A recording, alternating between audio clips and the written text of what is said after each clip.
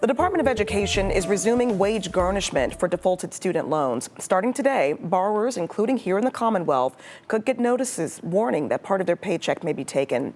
Jordie Clark explains who's at risk and what Hampton Roads borrowers can do right now.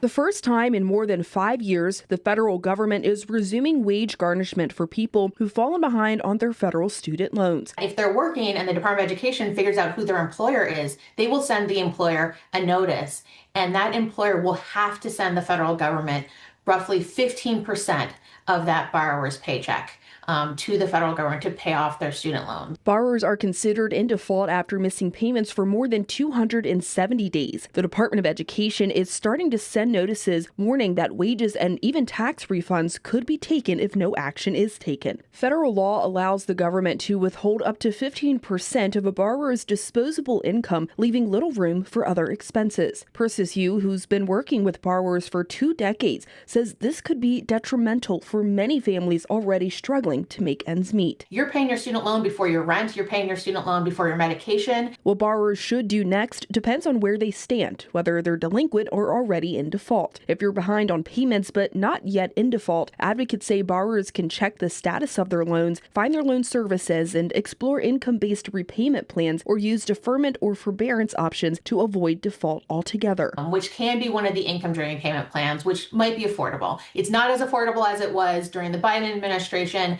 but there are still options, and people should check out to see what those options are. For borrowers already in default and facing wage garnishment, advocates say there are still options, but immediate action is critical. They can challenge the action, and financial hardship is grounds for challenging a wage garnishment. Advocates also warn that defaulted borrowers could see their entire tax refund seized, including credits many families rely on during tax season. For 13 News Now, I'm Jordie Clark.